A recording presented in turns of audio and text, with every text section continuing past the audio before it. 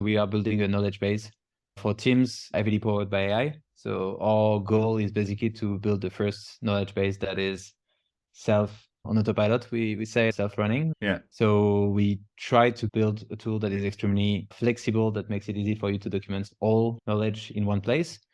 And at the same time, to use AI to automate all the busy parts, all the chores of knowledge management, finding knowledge, obviously, with AI, but also detecting what should be cleaned up, what should be improved, what should be removed, Yeah. and so on. And where did that start? Where did that idea come from? It used to be like a very simple interface.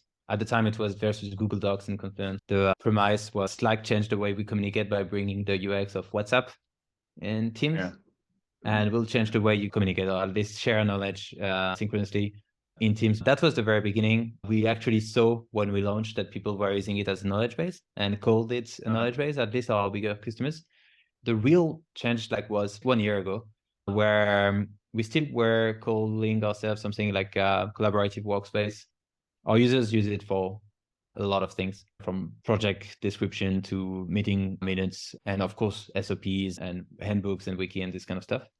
The added value that we had was really in the UX, into how do we make it sure that knowledge bases are not books that nobody opens and nobody cares about, but actually something that your teams engage with. It needs to be a daily tool. The promise of knowledge base is actually unreachable. If you have like static documentation for product, for instance, outside or help center, it's totally fine. It's something that you can write once. But if you're like looking at knowledge of a team, it's something that evolves extremely fast. And that doesn't stop just at specification or things like that. And so the promise of the knowledge base that is complete, up to date, and engaging people was just not reachable. And that's why people hate Confluence. And then with AI, like we had this big aha moment where we're like, okay, we can actually do a lot of the things that we thought were impossible before with AI, namely like improving in one click, applying style guide in one click to a document, for instance. And obviously the biggest part being just asking questions and getting answers instead of having to search through 20 documents and comparing things and checking the date and so on. And so from there, we were like, okay, people hire us for this job. We didn't want to overpromise, basically. And now all of a sudden we're able to deliver on it. And that's how we started to call ourselves more knowledge based on autopilot. Did you from the beginning write very publicly about what you're doing? Or did you at some point make a conscious shift? No, it was quite conscious. I always shared here and there, but quite seldomly. And that's the problem when you do that. Like you don't have like much compounding effect. I'm not necessarily a writer. I'm not a native speaker. And like I'm not the best storyteller. So it used to take me a lot of energy. Too much for me to make it an habit. And last year, I think we reached maybe a stage of the team of quality of the product where I had like maybe more time to focus on other things. And I started to look back at what I wrote, the impact it had, and say, okay, if I want this to be even randomly interesting, like I need to make it a habit, else it's useless. It actually started in 2022. I had this checklist in my main document that I open every day where I had this kind of strikes. Like if I didn't post on the day, I had a dash. And if I posted, I had a tick or something like that. And like it started to be like 100 character long. And I could feel like I started to get weak signals learning where I was like, okay, I feel that this week, like it had worked very well. Sometimes it was because of the format, sometimes because of the type of news I was sharing, and sometimes just by the frequency of it. And I also looked back at analytics and this kind of stuff on mostly Twitter and LinkedIn. And then this year, like for 6 months, I really said, okay, let's give it a real try. The backlog, I forced myself to try posting at least 2 times a week, something genuine and interesting and so on. It led me to interact with nice people, to be in touch with my customers. It had a lot of kind of side benefits. And I started seeing growth of followers and so on. And so that has been quite nice. It's actually very hard to size, which is one of the biggest problem of this type of effort. It's easy to size the reach, but the actual impact on the business is a bit harder. There is just this feeling of the team doing so good. It's a shame not to expose it and not to give this image to everyone. These guys are really thinking differently than others. So how have you overcome that in the beginning? Have you found some kind of tricks, or because I think other founders have the same, like I hear other people say, oh, but I cannot write. The first thing is impact. Here is, for instance, something that I did when it was in July or something like that. And so just looking at like the results was very nice. Then like looking at what worked and what didn't was also very useful. For instance, this is a good example of something that I would never have thought would be interesting, but that had like nice reach. I have this little backlog where I have like just this one are the running one. You can look at all of them, where I have just like a lot of stuff getting ready for publication. Yeah, this is the kind of stuff that's just having this habit, right? Like you need to continuously do it. So I drop ideas all the time.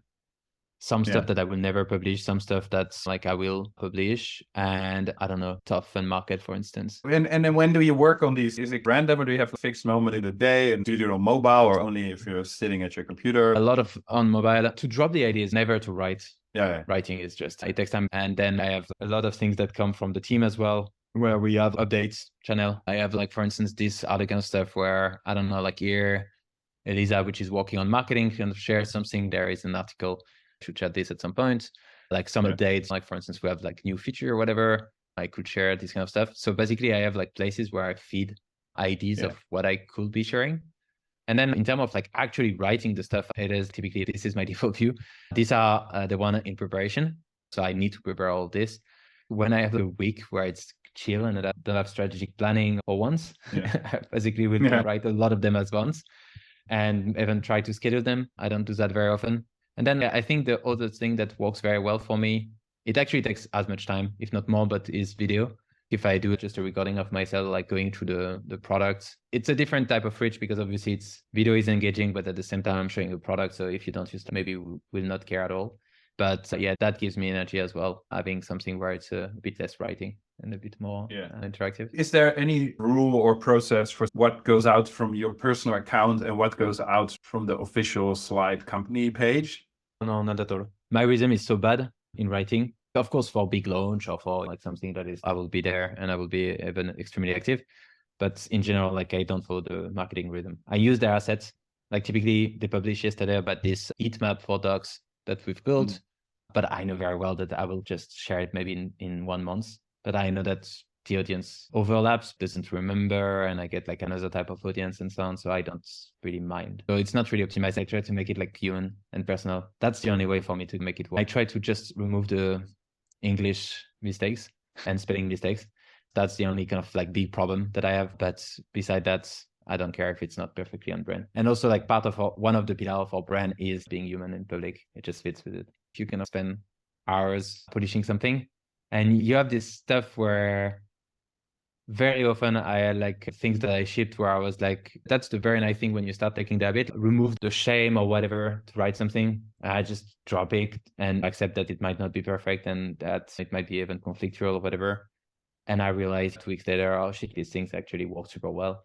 I think people have a radar for everything that is too corporate, or I don't know if that's the right word, but too sanitized. That's almost actually with any kind of content. You think, oh, this is pretty good, and then there's no response. And sometimes you think, oh, this is crap, and then people really like it. Like you had the YouTube channel, I don't know, Veritasium, scientific YouTube channel, very like it's in the top, whatever, 100 in the world. He has like an interesting, very scientific approach to these things. And he did one thing on the clickbait article where he tried to analyze a bit what's clickbaity, what's not. The title and the miniature, like the cover of the YouTube video, like the default image is like 50% of the success of the video. Like it's insane.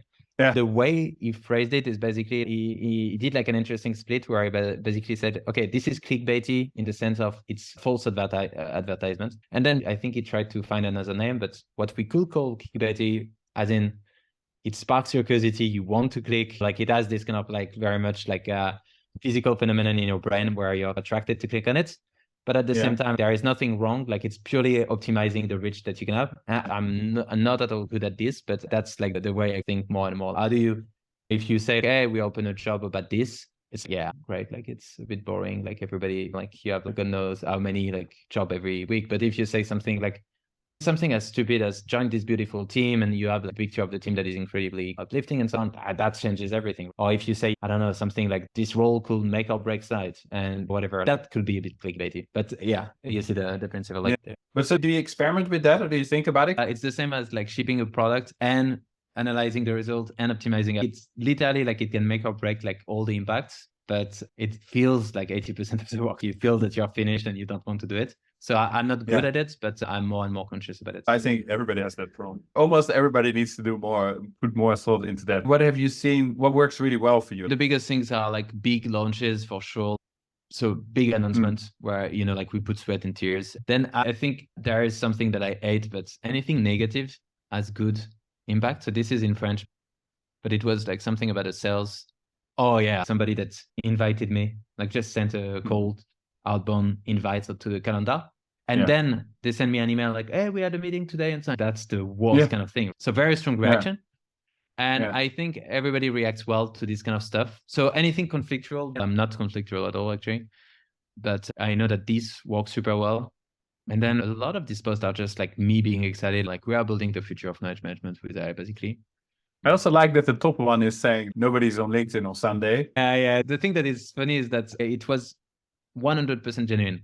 I was like, I remember the day writing it. And it's funny, people are contrarian. They read this, they are like, oh, I care. Like, I will read this whole thing. Basically, I think anything that is saying, oh, it's a challenge, but we're going to make it and so on, and sharing exciting news works well. Anything that is, this is a good example where that actually like not that much reach, but very good engagement is basically, it was like the first day we managed to get Ask working, which was the thing where you just like ask question to your knowledge base. Now it feels like more and more standard. It would be like a massive standard, but at the time, like nobody had done it, especially not on private data. And so that was big.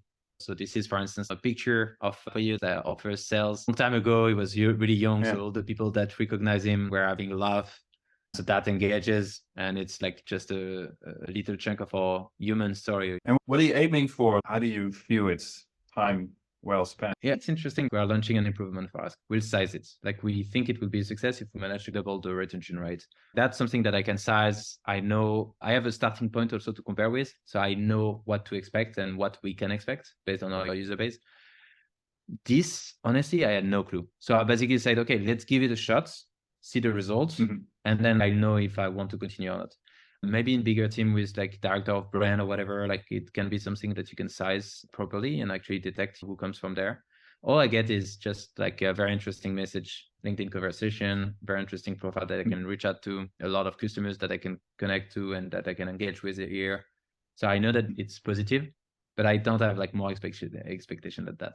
Essentially, what I think you're saying is it's hard to, or impossible almost, to attribute it to like product signups, but personally, you are seeing a lot of like interesting conversations and things like that. Yeah. And I think just saying if it pays off, or at least at the beginning of the year, that was the question. Does it pay off? And so I see by being consistent, I did 67 times on content performance, on engagement.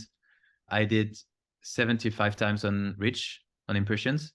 And I think I did 45 times, something like that, in number of followers.